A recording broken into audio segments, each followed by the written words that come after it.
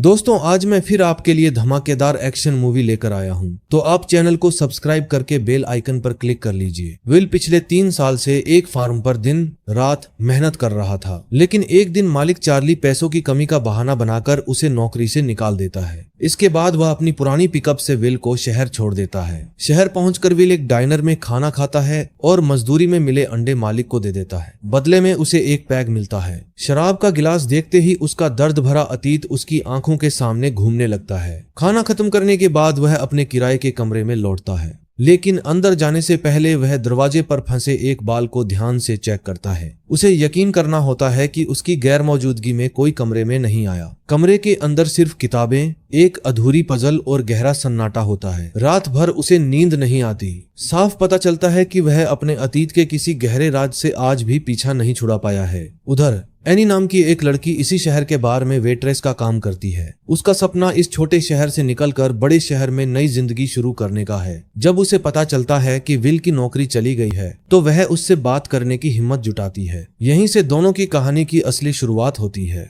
Will शराब की जगह कॉफी पीते हुए एनी से बातें करता है। कुछ देर बाद बार बंद होने का समय हो जाता है। एनी दिन भर की कमाई गिन रही होती है, जबकि विल सफाई कर रहा होता है। तभी एक लंबा चौड़ा आदमी अचानक बार में घुस आता है और कहता है कि वह विल से मिलने आया है। उसी समय बाहर एक युवक लुइस विल से सिगरेट मांगने के बहाने उसके पास आता है, लेकिन विल को तुरंत महसूस हो जाता है कि कुछ गड़बड़ है। अंदर वह आदमी अचानक पिस्तौल निकालकर एनी पर तान देता है। आईने में बंदूक देखकर एनी घबरा जाती है। उधर बाहर लुइस भी विल पर हमला कर देता है, लेकिन विल की फुर्ती देखकर साफ पता चलता है कि वह कोई आम इंसान नहीं है। वह कुछ ही सेकंड में लुइस को चकमा देकर बार के पीछे वाले दरवाजे से अंदर पहुंच जाता है। एनी को खतरे में देखकर वह बिना एक पल गंवाए हमलावर पर टूट पड़ता है। कुछ ही वार में वो बंदूकधारी को बेहोश कर देता है। फिर वह एनी का हाथ पकड़कर वहां से भाग निकलता है। दोनों हमलावर उनका पीछा करते हैं, लेकिन अंधेरे में उनका कोई सुराग नहीं मिलता। विल समझ जाता है कि अब इस शहर में रुकना मौत को बुलाने जैसा है, इसलिए वह उसी रात एनी के साथ शहर छोड़ देता है। सुबह होने तक दोनों करीब 14 मील दूर एक सुनसान इलाके में पहुंच चुके होते हैं। एनी पूरी तरह थक चुकी होती है, लेकिन विल फिर भी रुकने का नाम नहीं लेता, क्योंकि अब साफ हो चुका था कि वे लोग लूटने नहीं बल्कि सिर्फ विल को मारने आए थे।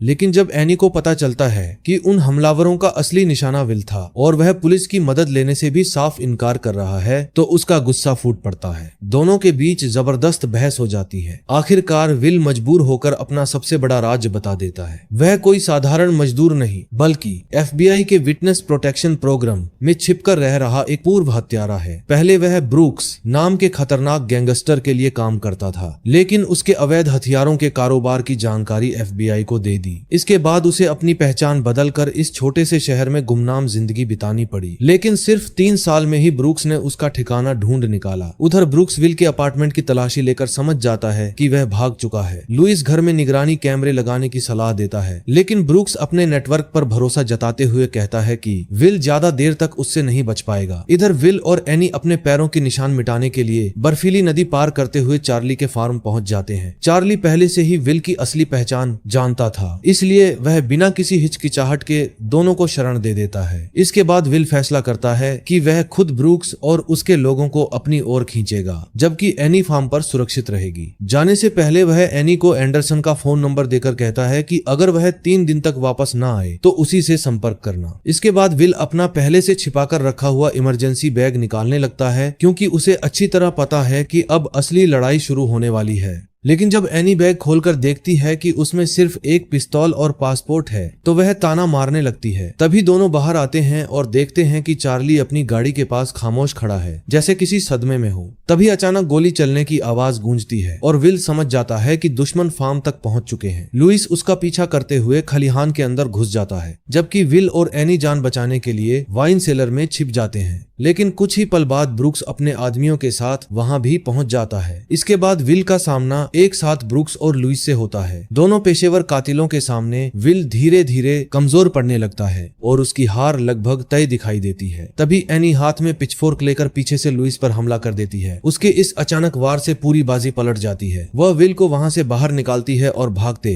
भागते ब्रूक्स की कार के टायर भी पंचर कर देती है। इसके बाद दोनों चार्ली के पुराने पिकअप ट्रक में बैठकर तेजी से वहां से निकल जाते हैं। रास्ते में विल एनी की ड्राइविंग पर नाराजगी तो जताता है, लेकिन मन ही मन उसकी बहादुरी और सूझबूझ की तारीफ भी करता है। यह पहली बार था जब एनी अपने छोटे से शहर से बाहर निकली थी, लेकिन उसने कभी नहीं सोचा था कि उसकी पहली यात्रा अपनी जान बचाने के लिए होगी। कुछ दूर सुरक्षित जगह पहुंचने के बाद विल तय समय से पहले ही फेडरल मार्शल एंडरसन को फोन करता है। पूरी स्थिति सुनने के बाद एंडरसन एक गुप्त कोड के जरिए मिलने की जगह बताता है। फोन पर बोले गए अंकों को सुनकर एनी हैरान रह जाती है और बार विल से उनका मतलब पूछने लगती है। दूसरी तरफ ब्रूक्स भी हार मानने वालों में से नहीं था। वह तुरंत अपने नए गुर्गों को इकट्ठा करता है और विल का पीछा जारी रखने का फैसला करता है। उधर विल और एनी लगातार 4 घंटे तक सफर करने का फैसला करता है, के बाद थोड़ा आराम करने के लिए रुकते हैं। इसी दौरान एनी की जिद पर विल उसे निहत्थे होकर किसी से हथियार छीनने की बुनियादी ट्रेनिंग देता है। एनी पूरे ध्यान से सीखती है और बहुत जल्दी उसकी बुनियादी तकनीक समझ जाती है।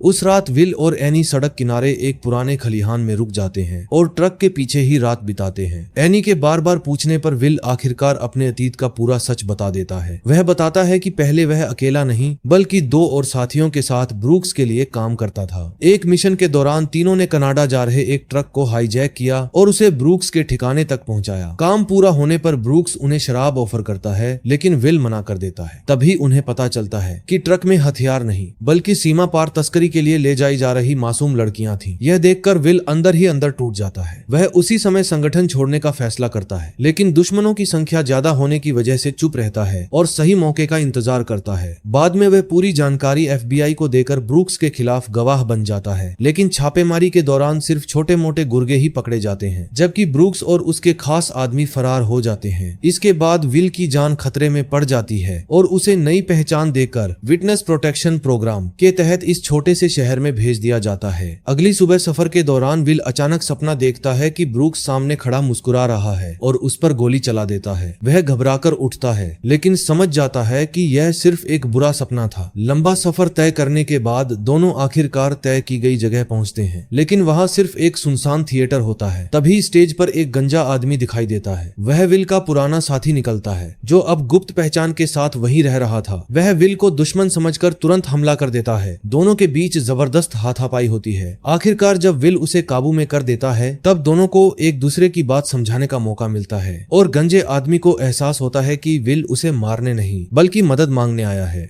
यह गलतफहमी आखिरकार दूर हो जाती है, लेकिन गंजा आदमी अब भी विल से कोई रिश्ता नहीं रखना चाहता। जैसे ही वह वहां से जाने के लिए मुड़ता है, तभी एंडरसन समय पर पहुंच जाता है और एक बड़ा सच सामने रखता है। उनके छिपने की जगह का पता न तो विल ने बताया था और न ही गंजे आदमी ने, बल्कि कई साल पहले उनकी तीसरी साथी महिला हत्यारिन मुलन ने यह राज खोला था। एंडरसन बताता है कि ब्रूक्स ने सबसे पहले मुलन को ढूंढ निकाला और उसी के जरिए तीनों की लोकेशन हासिल कर ली। यही वजह थी कि वह एक करके सभी तक आसानी से पहुंच गया। इसके बाद एंडरसन बताता है कि फेडरल कोर्ट जल्द ही उन सभी के लिए नई पहचान और नई छिपने की जगह का इंतजाम करेगा, लेकिन तब तक सभी को अपनी सुरक्षा का पूरा ध्यान रखना होगा। हालांकि सबसे बड़ी परेशानी एनी को लेकर थी। वह कभी ब्रूक्स का निशाना नहीं थी, लेकिन विल के साथ रहने की वजह से अब उसकी जान भी खतरे में पड़ चुकी थी। एनी की नजर में विल ने हमेशा सही काम किया था, लेकिन अपराधियों को सजा मिलने की बजाय खुद उसे छिप छिप कर भागते हुए जिंदगी बितानी पड़ रही थी। एनी कहती है कि अब भागने से बेहतर होगा कि ब्रूक्स और उसके पूरे गिरोह का सीधा मुकाबला किया जाए। एनी की ये बातें विल के दिल को छू जाती हैं। वह पूरी रात सो नहीं पाता और सोचने लगता है कि आखिर कब तक वह यूं ही भागता रहेगा। उधर गंजा आदमी और एंडरसन फेडरल कोर्ट की टीम का बेसब्री से इंतजार कर रहे थे ताकि जल्द से जल्द इस खतरनाक जगह से निकल सके। तभी सबसे पहले एनी को कुछ संदिग्ध दिखाई देता है। जैसे ही वह अपना गिलास नीचे रखती है, उसकी नजर दरवाजे पर खड़े एक अजनबी शख्स पर पड़ती है और वह तुरंत समझ जाती है कि खतरा उनके सिर पर आ चुका है। थिएटर के अंदर गंजा आदमी भी कई हथियारबंद गुर्गों को देख लेता है, लेकिन प्रतिक्रिया देने से पहले ही एक गोली आकर उसे लग जाती है। किस्मत से उसके रिफ्लेक्स बेहद तेज होते हैं और वह तुरंत एक सुरक्षित जगह पर छिप जाता है। अगले ही पल दोनों तरफ से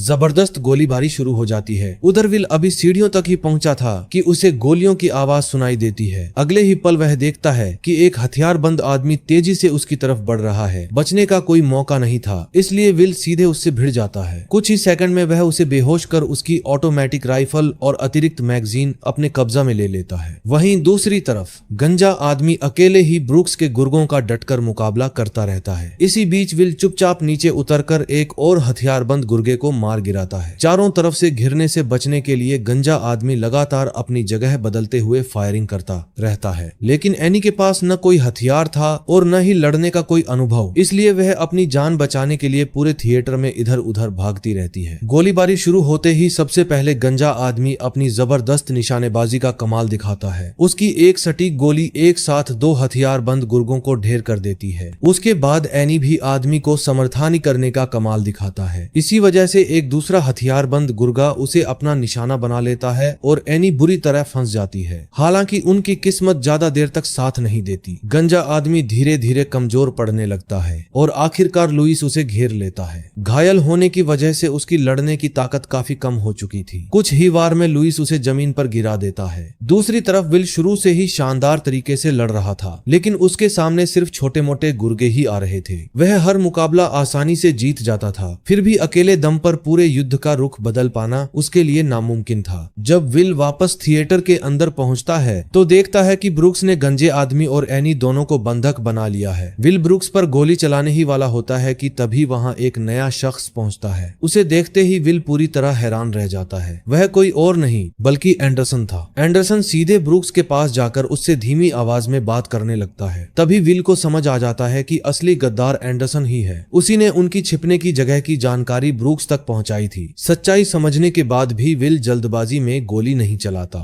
वह पहले थिएटर से बाहर निकलकर कोई नई योजना बनाने का फैसला करता है, लेकिन बाहर निकलते ही उसका सामना एक और हथियारबंद गुर्गे से हो जाता है। उसकी गोलियां खत्म हो चुकी थीं, इसलिए वह बिना देर किए सीधे उस पर टूट पड़ता है। दोनों के बीच जबरदस्त हाथापाई शुरू हो जाती है। इसी दौरान एंडरसन अचानक वहां पहुंच जाती है। मौका मिलते ही विल उसके हाथ से बंदूक छीनकर उसी को गोली मार देता है, लेकिन एंडरसन की मौत के साथ ही सच्चाई साबित करने का आखिरी मौका भी हमेशा के लिए खत्म हो जाता है। इसके बाद विल चुपचाप पार्किंग एरिया में पहुंचकर ब्रूक्स और उसके गुर्गों का पीछा करने लगता है। उसका इरादा किसी बड़े धमाके से दुश्मनों को रोककर पुलिस के पहुंचने तक समय निकालने का था, लेकिन उसकी योजना सफल नहीं हो पाती। तभी लुइस पीछे से घात लगाकर उस पर हमला कर देता है। एक गोली सीधे विल को लगती है और वह पास की नदी में जा गिरता है। किस्मत से विल की जान बच जाती है। काफी देर बाद जब उसे होश आता है तो वह नदी किनारे पड़ा होता है। वह पास की एक जनरल स्टोर से दवा खरीदता है और वहीं के वॉशरूम में अपने घाव की पट्टी करता है। उसे यह भी नहीं पता था कि ब्रूक्स एनी और गंजे आदमी को कहां लेकर गया है, इसलिए वह रेलवे स्टेशन पर जाकर घात लगाकर बैठ जाता है। लेकिन पूरा दिन बीत जाने के बाद भी ब्रूक्स का कोई आदमी वहां दिखाई नहीं देता। उधर एनी और गंजे आदमी को एक सुनसान और जर्जर मकान में बंधक बनाकर रखा गया था। उसी दौरान लुइस अपनी पत्नी का फोन सुनने के लिए घर से बाहर निकलता है। तभी एक अनजान आदमी उसके पास आकर सिगरेट मांगता है। इससे पहले कि वह कुछ समझ पाता, उसकी कमर में जोरदार वार होता है। विल एक बार फिर ब्रूक्स के अड्डे पर पहुंच चुका था। पिछली बार वह यहां अपना पैसा लेने आया था, लेकिन इस बार वह बदला लेने और ब्रूक्स की जान लेने आया था। जो विल कभी हथियार उठाना पसंद नहीं करता था, वही अब बंदूक हाथ में लेकर दुश्मनों का सफाया करने निकल पड़ा था। उधर कैद में बंद एनी की नजर एक लटकते हुए बल्ब पर पड़ती है। उसके दिमाग में तुरंत एक योजना आती है। वह अपने पैरों से तार खींचती है, जिससे बल्ब नीचे गिरकर टूट जाता है। फिर टूटे हुए कांच के टुकड़ों को अपने पास खींचकर उनसे हाथों की रस्सी काटने लगती है। तभी आवाज सुनकर गैंग का एक आदमी अंदर आ जाता है, लेकिन बंधी होने के बावजूद एनी कांच का टुकड़ा उठाकर सीधे उस पर हमला कर देती है। इसी दौरान विल गैंग के अड्डे में घुसकर एक एक गुर्गे को खत्म करना शुरू कर देता है।